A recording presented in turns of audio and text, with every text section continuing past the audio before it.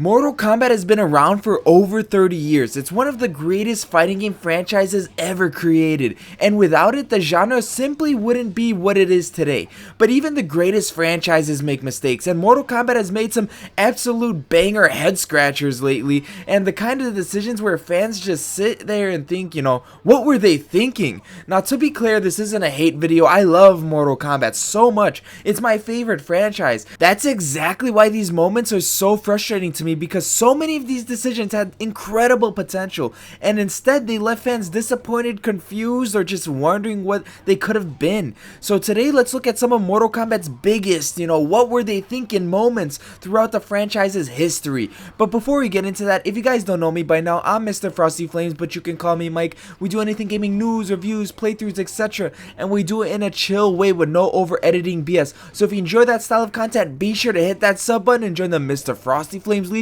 We're closing in on 2,500 subs, so I'd really appreciate it if you hit that sub button and help me along that journey. Anyways, let's get back to the video. So the first one that I chose is one of the biggest missed opportunities NetherRealm has ever had, and that's Dark Raiden. The ending of MKX perfectly set him up. He was done showing mercy, he had Shinnok's severed head, he was threatening Outworld, he looked intimidating, and for the first time in years, Raiden actually felt dangerous, because to be honest, I've always felt like Raiden was a character that was extremely overpowered, but he never showed his power. He sort of just held back, and this could be the first time where he actually just went all bloodlusted, hell let loose. He was gonna do anything to save Earthrealm, sort of like an evil Superman from Injustice. You see, what was so disappointing about this is fans spent 4 years wondering, 4 years in between MKX and MK11. Okay, what is Dark Raiden gonna do? And then MK11 released, and they basically threw the entire story away within the first hour. I mean, seriously, Dark Raiden disappears almost immediately. The version of Raiden everyone waited years to see barely exists. Imagine building up one of the coolest storylines in modern Mortal Kombat history, only to erase it before it even begins. What were they thinking? And speaking of MK11, Sindel used to be one of Mortal Kombat's most tragic characters. She sacrificed herself, she loved Edenia, she cared about Kitana, but in the end she was just manipulated by Shao Kahn. It wasn't complicated, but then Mortal Kombat 11 completely changed her in the Aftermath DLC. Now apparently she was evil all along. She willingly betrayed her kingdom, she loved power, she loved Shao Kahn, and suddenly years of established lore just disappeared.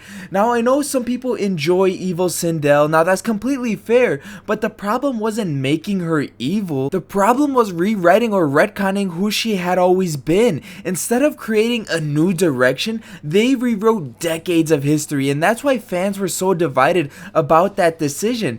And then you go on to the next game, and I've already talked about this before in MK1, the Multiverse. You know how I feel about it, but I honestly think this deserves another mention, because the Multiverse completely changed Mortal Kombat. Instead of one timeline, now we have infinite timelines, we have infinite versions of characters, infinite possibilities, and at first, it sounds exciting, kind of like Marvel or DC, but the problem is, nothing, and I mean nothing, feels unique anymore.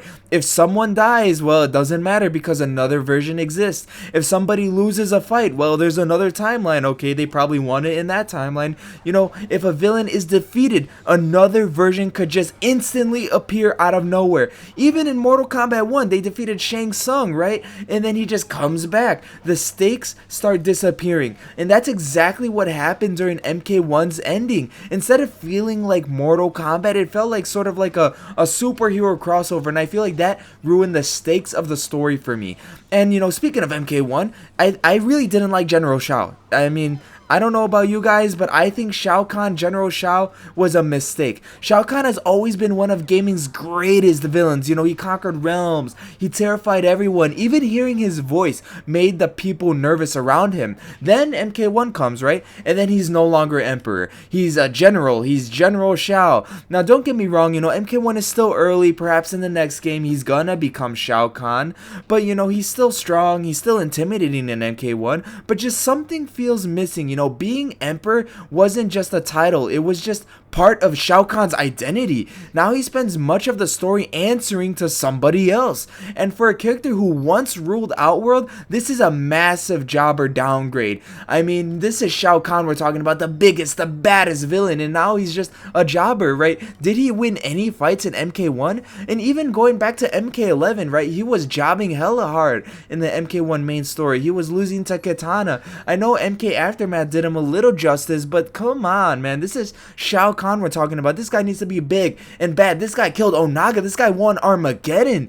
Man, this guy needs to have a glorified emperor role, not just some general that just keeps losing over and over and over again. And another thing that always frustrated me is how long NRS ignored the 3D era. The Deadly Alliance, Mortal Kombat Deception, Mortal Kombat Armageddon. These games introduced dozens of characters, entire realms, and huge pieces of lore. But for years, it felt like the developers acted as if those games barely existed. Thankfully, we started seeing some characters return like Kenshi, Ashra, Havoc, Li Mei, and Raiko, but imagine how much richer the modern Mortal Kombat stories could have been if these characters had been consistently developed instead of disappearing for over a decade. Then you have characters like Chronica. Now don't get me wrong, on paper, creating a titan that controls time sounds incredible, but Chronica never really felt earned in my opinion in the story. I don't know what you guys think, but that's just what I think. She suddenly became the most powerful being we'd ever seen in the lore, despite never ever being mentioned before. There was no timeline BS. It wasn't until MK11 where she just came, and she was immediately above, well-established villains like Shao Kahn, Shinnok, Blaze, even Onaga, and that's a difficult pill to swallow, especially after decades of established lore. Sometimes I think less is more. Not every new villain has to be stronger than every previous villain. I feel like they just kind of just made Chronica and made her the big bad only to just throw her away and she's done. They defeated her, she's done. And then speaking of villains, can we talk about Onaga? Because he's one of the coolest Mortal Kombat antagonists. His design is incredible, his presence is terrifying, his lore is fascinating, and after Deception, he just basically he vanished for nearly 20 years. Imagine if Mortal Kombat treated Shao Kahn that way, or Shang Tsung. That's exactly what happened with Onaga. Thankfully, he seems to be finally returning after that Raiko ending in MK1, but fans waited an incredibly long time. I really hope that he really deals with this timeline nonsense and maybe make him sort of like a Galactus of Mortal Kombat. Galactus from Marvel into Mortal Kombat, and he's represented by Onaga, or at least inspired by Onaga, right? Where maybe he could be eating up timelines or something, and he hungers for timelines, and he, erases a lot of timelines. And I feel like that is the only way that Mortal Kombat could fix the timeline or the multiverse problem that everyone absolutely hates. And this might be the biggest issue of them all. Mortal Kombat constantly resets itself. Okay, MK9 rebooted the timeline. That is okay, because they had, from MK1 all the way to MK Armageddon, and it was a time for a reboot, so they did it. It was okay. MK11 sort of rebooted it again at the end, and MK1 created a new timeline. But every time the story starts building momentum, just everything changes. Characters change, relationships change, histories change. Instead of moving forward, the franchise often just starts over again and again and again. And eventually fans stop becoming invested because they wonder, okay, is this timeline even gonna matter? Even in Liu Kang's new timeline, everybody's like, okay, maybe they should just reset it again because they messed it up so badly. So is everything even gonna matter in Liu Kang's timeline? Does Invasions even matter? Does, the Liu Kang's timeline, the whole story, the everything matter? Nothing really matters anymore, especially because there's multiple timelines, and maybe what if they just reset again? But in the end, Mortal Kombat has given us some of the greatest characters, villains, and moments in fighting game history, but it's also making some decisions that leave fans scratching their heads.